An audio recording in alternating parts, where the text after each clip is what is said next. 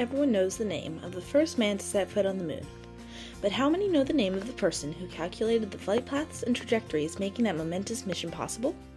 Meet Katherine G. Johnson, an African-American mathematician and physicist who helped calculate the trajectories for many of NASA's most important missions, including the Apollo 11 mission to the moon. Born Katherine Coleman on August 26, 1918 in White Sulphur Springs, West Virginia, she was the youngest of four. Her mother, Joylette Coleman, was a former school teacher, and her father, Joshua, had worked as a handyman, lumberman, farmer, and janitor. From a young age, Katherine was an extremely bright child with a gift for mathematics. She started elementary school at the age of 5, immediately advancing into the 2nd grade, and soon graduated 8th grade at the age of 10. Katherine wanted to continue her love of learning and numbers, but her town didn't offer classes above 8th grade to African American students. Her parents wanted the best for their children, however, so her father drove the entire family 120 miles to the town of Institute, West Virginia, where the local schools accepted African American students. Living there during the school year let Katherine and her siblings attend high school, while the family came back to their hometown during the summer. When Katherine enrolled in high school and institute, the school was included on the campus of West Virginia State College.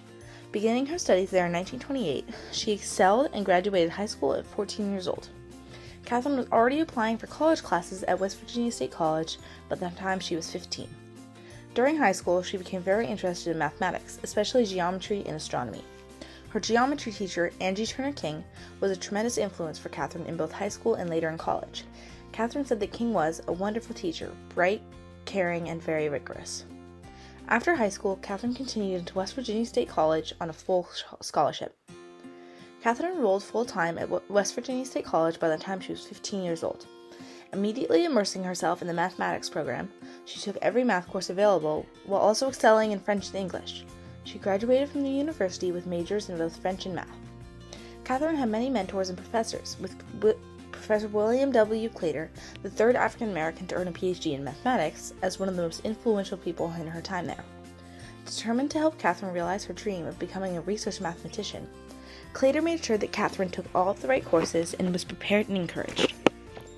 When he found that one of the classes she needed wasn't offered, he simply added a completely new course just for Katherine called Analytic Geometry of Space, which helped prepare her for her future career in space exploration. Katherine graduated from West Virginia State College summa cum laude in 1937 at the age of 18. After moving to Virginia, she took a teaching position at a black public school, teaching math and French. Here, Katherine experienced more blatant racism than she had when growing up in West Virginia. In 1939, Katherine married James Francis Goebel, whom she had met in college. Soon after, West Virginia State University asked Katherine to join their graduate mathematics program, as one of 3 African American students, and the only woman, chosen to integrate the school in Morgantown, West Virginia. Katherine believed part of the reason was because of the university's reaction to a recent Supreme Court ruling in 1938, declaring that schools had to provide African Americans and white people the same educational opportunities. Katherine was keen on continuing her education, but unfortunately the environment in Morgantown wasn't as friendly and inclusive as it had been at her university, and when her husband became ill, Katherine left graduate school to care for him and raise her kids. She and James had 3 daughters, Joylette, Katherine, and Constance. Joylette, the eldest, grew to follow in Katherine's footsteps and worked as a NASA mathematician, while both Constance and the youngest Katherine became teachers.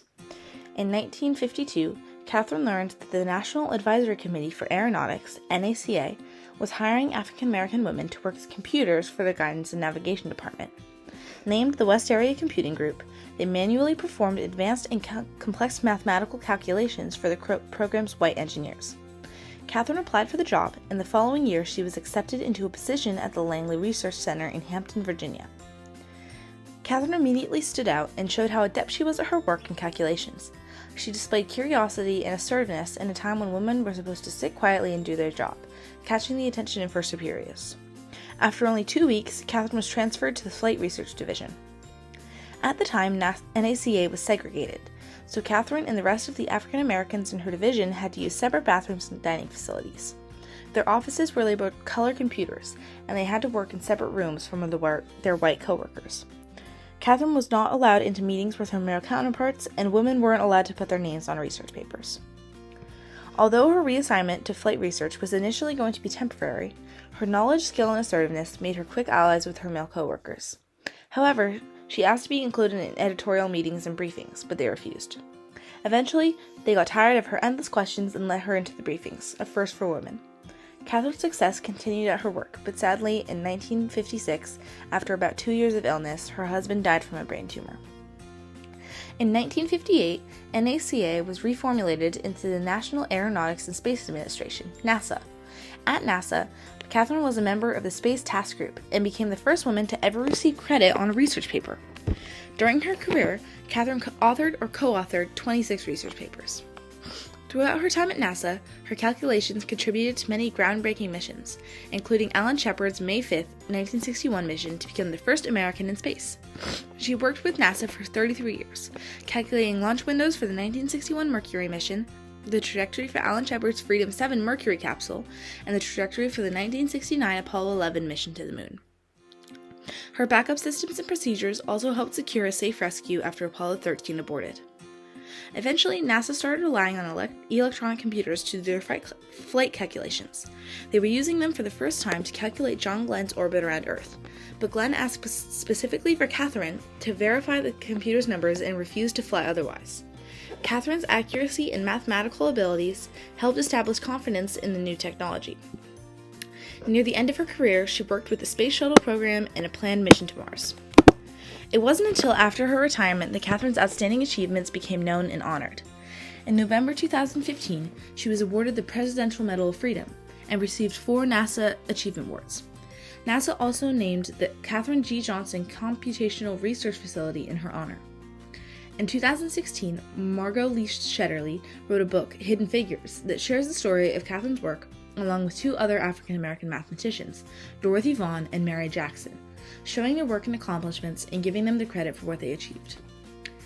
Katherine moved back to Newport News, Virginia to be with her family and friends. She passed away on February 24, 2020 at the age of 101.